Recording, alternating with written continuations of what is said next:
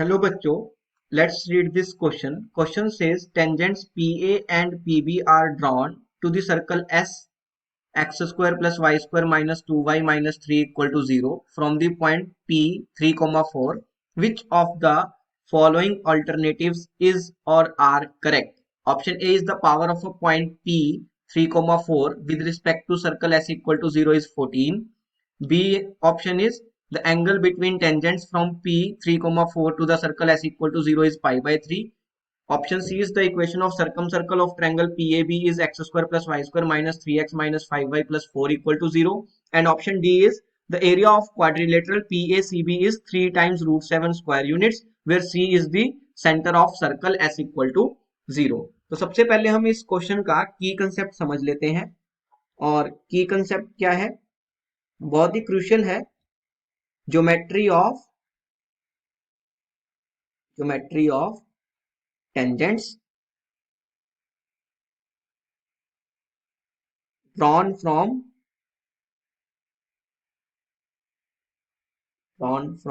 an external point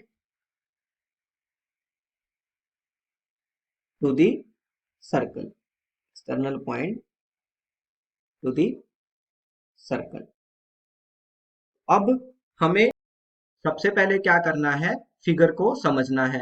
तो हमने क्या किया, एक पॉइंट P लिया और उससे दो टेंजेंट्स ड्रॉ किए PA एंड PB। तो लेट्स से ये पॉइंट हो गया P और दो टेंजेंट्स हैं PA एंड PB। एंड जो हमारा सर्कल है S इक्वल टू 0, उसका सेंटर हमें C दिया हुआ है, तो ये पॉइंट जो है वो हमारा C हो गया। और ये जो डॉटेड वाला सर्कल है ये किसको रिप्रेजेंट कर रहा है, ये हम आगे जब क्वेश्चन में प्रोसीड करेंगे तब समझेंगे। तो हमने P और C पॉइंट को भी ज्वाइन कर दिया। अब P के जो कोऑर्डिनेट्स हैं वो क्या है? P के कोऑर्डिनेट्स हैं 3, 4 एंड सर्कल की इक्वेशन क्या है? X square plus Y square, x square plus Y square minus 2y minus 3 equal to 0। यही है सर्कल की इक्वेशन। इसको हम अपनी जनरल इक्वेशन से कंपेयर करेंगे। जनरल इक्वेशन क्या होती है? X square plus Y square plus 2gx plus 2fy plus c equal to 0। और इस इक्वेशन के लिए सेंटर के कोऑर्डिनेट्स हो जाते हैं minus G comma minus F and radius हो जाती है square root of G square plus F square minus C. अब अगर मैं दोनों इक्वेशंस को कंपेयर करता हूं तो x का कोफिशिएंट जो है हमारी इक्वेशन में 0 है और जनरल इक्वेशन में 2 टाइम्स g है, तो g की वैल्यू 0 होनी चाहिए। नेक्स्ट y का कोफिशिएंट हमारी इक्वेशन में है -2, जनरल इक्वेशन में 2 टाइम्स f, f की वैल्यू कितनी होनी चाहिए? -1 होनी चाहिए। एंड कांस्टेंट टर्म को कंपेयर करते हैं तो c की वैल्यू कितनी आ जाएगी? -3 आ जाएगी। तो सेंटर के जो कोऑर्डिनेट्स हैं, जो गिवन सर्कल है उसका सेंटर क्या हो जाएगा? 0,1 हो जाएगा। एंड रेडियस की वैल्यू कितनी हो जाएगी? स्क्वायर रूट ऑफ g का square that will be 0 plus f का square that will be 1 minus c। तो c की वैल्यू खुद ही -3 है तो माइनस माइनस प्लस हो जाएगा। 3 + 1 4, 4 का स्क्वायर रूट कितना आ गया? 2 आ गया। तो जो हमारा गिवन सर्कल है उसका सेंटर है 0,1 और रेडियस है 2। अब अगर मैं हमारा फिगर देखता हूं तो C पॉइंट से A का जो डिस्टेंस है वो क्या हो जाएगा? रेडियस ही हो जाएगी सर्कल की, बिकॉज A पॉइंट जो वो सर्कल पे लाई कर रहा है। तो CA is equal to 2। CA is equal to 2। Next, अब क्योंकि C के कोऑर्डिनेट्स मिल गए हैं, P के कोऑर्डिनेट्स ऑलरेडी पता है, तो PC मैं निकाल सकता हूं। तो P क्या है? 3, 4 एंड सेंटर के जो कोऑर्डिनेट्स हैं वो क्या आए हैं? 0,1। अब हम क्या करेंगे? P और C के बीच का डिस्टेंस निकालेंगे, दैट इज PC।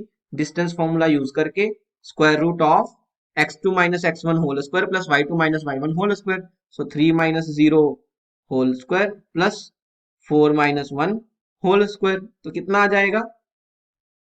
3 का स्क्वायर हो जाएगा 9 प्लस 4 माइनस 1 इज ऑल्सो 3। तो 3 का स्क्वायर 9 प्लस 3 का square 9, 9 plus 9 will be 18 and root 18 को मैं क्या लिख सकता हूं?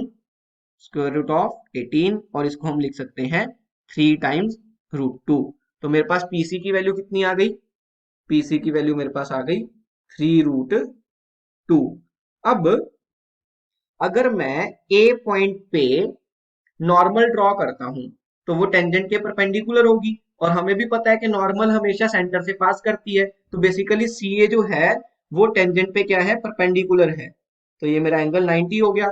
अब अगर ये एंगल 90 हो गया तो मैं triangle P A C, in triangle P A C मैं क्या बोल सकता हूं, पाइथागोरस यूज करूंगा। तो हाइपोटेनस क्या होगा, पीसी, तो PC square it is equal to AC square plus PA square. So AC square plus PA square. तो यहां से क्या आएगा, PC की वैल्यू कितनी है, 3√2, उसका स्क्वायर कर देंगे तो 18। It is equal to CA मैंने निकाला था, CA और AC एक ही बात है, तो उसका स्क्वायर हो जाएगा 4 plus PA square. PA square कितना आ गया, 18 माइनस 4 दैट विल बी 14। तो PA कितना आ गया, सॉरी PA स्क्वायर कितना आ गया, 14। सो PA कितना होगा, PA हो जाएगा स्क्वायर रूट ऑफ 14। अब हमें पता होना चाहिए कि अगर हम किसी एक्सटर्नल पॉइंट से टेंजेंट्स ड्रॉ करते हैं तो दोनों टेंजेंट्स की जो लेंथ है वो इक्वल आती है, मींस PA और PB जो है वो बराबर होते हैं। So PA is equal to √14 and it is equal to PB। और अगर मेरे को किसी भी पॉइंट की पावर निकालनी हो विद रिस्पेक्ट टू सर्कल, तो वो क्या हो जाती है, power of a point, power of a point वो इक्वल हो जाती है, अगर वो पॉइंट सर्कल के बाहर लाई कर रहा हो, ये तभी वैलिड है। So power of a point is length of tangent, length of tangent और उसका स्क्वायर, उसका क्या कर देंगे, स्क्वायर कर देंगे। तो यहां से मेरे पास क्या आ जाएगा कि power of point P, power of point P with respect to the given circle is, length of tangent अभी हमने निकाली PA कितनी है, √14, तो ये हो जाएगा PA का स्क्वायर। तो √14 का स्क्वायर कर देंगे तो कितना आ जाएगा, 14 आ जाएगा। और इक्वेशन 1 में यही बोल रहा है कि power of point P with respect to given circle S equal to 0 is 14। A option जो है वो बिल्कुल सही है। नेक्स्ट ऑप्शन बी में बोल रहा है एंगल बिटवीन टेंजेंट्स, मींस मेरे को PA एंड PB के बीच का एंगल निकालना है। अब जो triangle PAC and triangle PBC बनेंगे वो दोनों एक दूसरे के क्या होंगे, कॉन्ग्रुएंट होंगे, बाय सिमेट्री मैं बोल सकता हूं। तो अगर मैंने ये वाला जो एंगल है इस एंगल को अल्फा एज्यूम कर लिया, so angle CPA is alpha, angle CPA इसको मैंने क्या एज्यूम कर लिया, अल्फा एज्यूम कर लिया, तो मैं क्या बोल सकता हूं कि एंगल BPC भी क्या हो जाएगा, अल्फा हो जाएगा। तो एंगल बिटवीन टेंजेंट्स क्या हो जाएगा, 2 अल्फा हो जाएगा। तो यहां से मैं क्या बोल सकता हूं कि एंगल बिटवीन टेंजेंट्स वो क्या हो जाएगा मेरे पास, 2 टाइम्स अल्फा। अब सेम ट्रायंगल जो है, ट्रायंगल CAP, इसमें अगर मैं साइन अल्फा लिखूं तो साइन अल्फा क्या हो जाएगा, perpendicular upon hypotenuse that is CA upon PC। तो sign alpha is CA upon PC। Similarly cos alpha क्या होगा, cos alpha will be base upon hypotenuse, और बेस क्या हो जाएगा, बेस हो जाएगा AP। सो AP अपॉन PC आ जाएगा, AP बाय PC। तो देख लेते हैं कि साइन अल्फा की वैल्यू कितनी आ रही है, sine alpha is CA, CA की वैल्यू अभी हमने निकाली, कितनी आई थी, 2 upon PC, PC is 3√2। So 2 upon 3√2, 2 by 3√2। Similarly cos alpha कितना आएगा, AP की वैल्यू अभी निकाली है, PA जो है वो AP ही होगा, √14। सो √14 अपॉन PC इज अगेन 3√2। तो साइन अल्फा आ गया, कॉस अल्फा आ गया। अगर मैं साइन 2 अल्फा का फॉर्मूला देखूं तो साइन 2 अल्फा क्या होता है, 2 times sine alpha into cos alpha. तो यहां से ये कितना आ जाएगा, 2 times sine alpha into cos alpha करेंगे तो न्यूमिनेटर बन जाएगा 2 इंटू √14 और नीचे क्या आ जाएगा 3√2 जो है वो 2 बार मल्टीप्लाई हो जाएगा तो 3√2 का स्क्वायर जो कितना आ जाएगा 18 आ जाएगा तो ये एक जो है कैंसिल होगा 9 आ जाएगा this means sign of 2 alpha is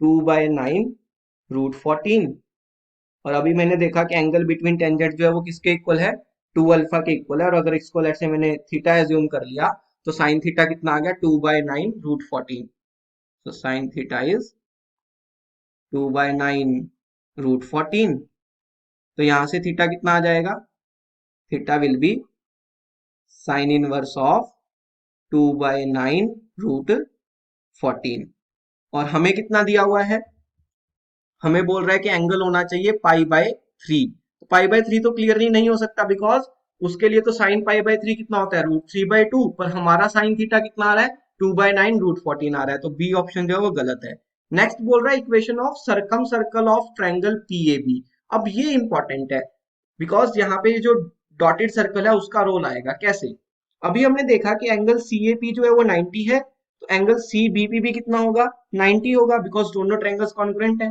now मैं देख सकता हूं कि अगर मैं PC को डायमीटर एज्यूम करके एक सर्कल बनाता हूं तो क्या वो पॉइंट A से पास करेगा बिकॉज हमें पता है कि angle in semi circle is 90 degree similarly वो सर्कल जो है वो पॉइंट B से भी पास करेगा बिकॉज फिर से एंगल जो है B पे 90 है and angle in semi circle is 90 तो अगर मैं PC को डायमीटर एज्यूम करता हूं if PC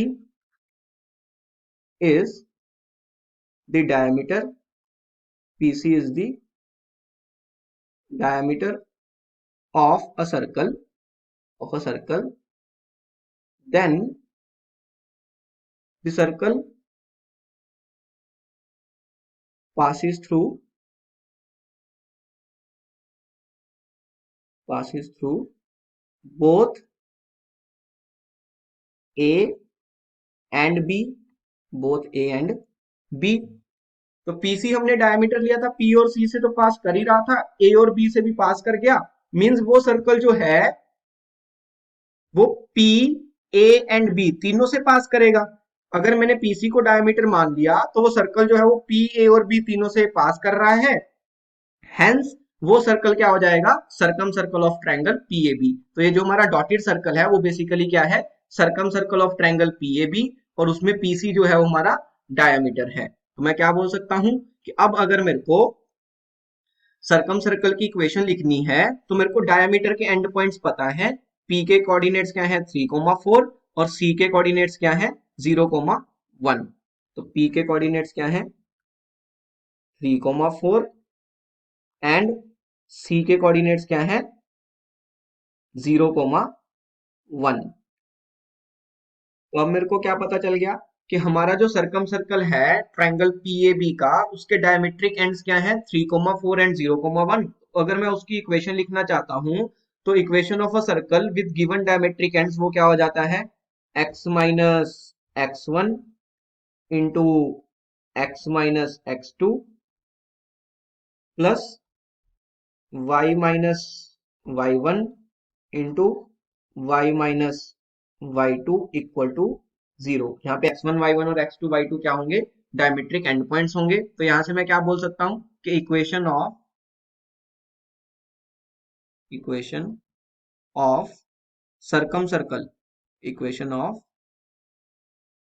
सरकम circle of triangle PAB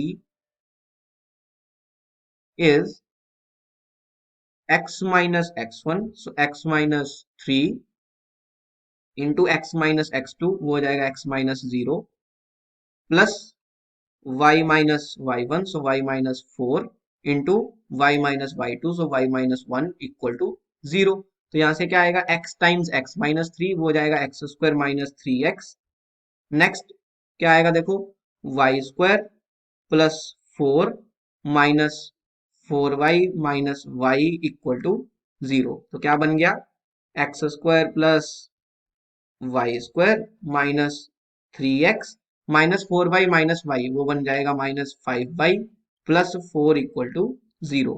तो ये क्या आ गया, equation of circum circle of triangle P A B, X square plus Y square minus 3x minus 5y plus 4 equal to 0। तो दिया क्या हुआ था, बोल रहा है x square plus Y square minus 3x minus 5y plus 4 equal to 0, और हमारी इक्वेशन भी यही आई है, तो option C is correct. Last is the area of quadrilateral P A C B. तो अगर मैं पीएसीबी क्वाड्रिलेटरल का एरिया निकालना चाहता हूं तो मैं क्या बोल सकता हूं, क्योंकि triangle PAC and triangle PBC जो है वो कॉन्ग्रेंट है, तो दोनों का एरिया बराबर होगा, और उन दोनों के एरिया को ऐड करके मेरे को पीएसीबी क्वाड्रिलेटरल का एरिया मिल जाएगा। तो यहां से मैं क्या बोल सकता हूं, area of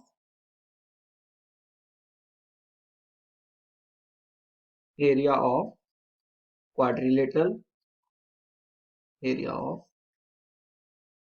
quadrilateral PACB, it can be written as area of triangle PAC plus